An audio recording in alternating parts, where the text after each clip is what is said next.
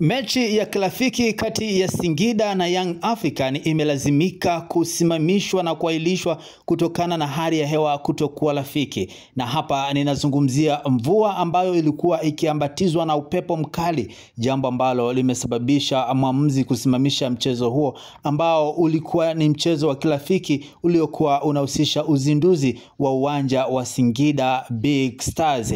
Sasa katika hali sio ya kawaida, mvua hiyo ilianza kunyesha wakati mchezo ukiendelea. Hapo Yanga walikuwa wamekwisha kutangulia kwa goli 1-0 dhidi ya Singida. Huku baada ya muda kidogo basi Singida waliweza kurudisha goli hilo, na mchezo ulionekana kuwa mzuri zaidi kwa sababu tayari kulikuwa na upinzani mkubwa, Yanga wakisaka goli la pili huku Singida nao wakijaribu kusaka goli la pili. Kwa hivyo hii mvua ambayo imekuja na kuharibu mechi hii imesababisha kutokujulikana nani mbabe katika mechi hii, baada ya wawili hawa kuwa wamekwisha kufungana goli 1-1. Matangazo ya Azam yalikatika kwa muda kutokana na kuwepo kwa adha hiyo ya hali ya hewa ambayo si rafiki kwa matangazo kurushwa moja kwa moja. Watu walitoka uwanjani, lakini pia picha ambazo zimesambaa katika mitandao ya kijamii zinaonyesha watu wakiwa wanakimbia wamelowana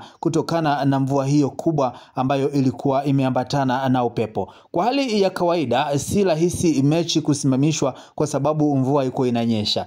Tumekuwa tukishuhudia mechi nyingi ambazo zinachezwa wakati mvua ikiwa inanyesha, lakini kwa hii imekuwa ni tofauti. Ni mvua ambayo ilikuwa na upepo mkali, jambo ambalo lilikuwa ni hatari kwa afya ya wachezaji, lakini pia waamuzi ambao walikuwepo uwanjani. Kwa hivyo ikatumika busara ambayo waliona kuwa inafaa na mchezo ukaahirishwa. Najua kuna watu wataanza kuniuliza tena, busara tena?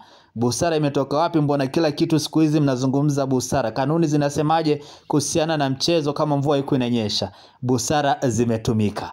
Najua Watanzania tunayo mengi sana ambayo tunaweza tukaelezea kuhusiana na masuala ya busara, lakini kitu kikubwa ambacho unatakiwa kufahamu ni kwamba mchezo umeahirishwa kutokana na mvua ambayo ilikuwa inanyesha, mvua ambayo ilikuwa ikiambatana na upepo, na picha ambazo zipo kama ambavyo unaona ni kwamba watu walikuwa wamelowana. Kwa hivyo busara za kiuamuzi zikatumika kuhakikisha kuwa kila kitu kinaenda vizuri na kila kitu kinabakia katika hali ya usalama. Licha ya hayo yote ni kwamba uwanja tayari umezinduliwa. Kwa hivyo tayari huo uwanja kama utakuwa umekidhi vigezo ambavyo vinahitajika kwa ajili ya mechi either za kafu ama za ligi ya ndani, basi uwanja huo utaweza kutumika kama ambavyo walikuwa wamepangilia, kwa sababu mechi hii imekuja kuahirishwa tayari. Taratibu zingine zote za uwanja zimekwisha kufanyika. Kwa hiyo ilikuwa ni uzinduzi wa uwanja ambapo Singida Big Stars waliamua kualika Young Africans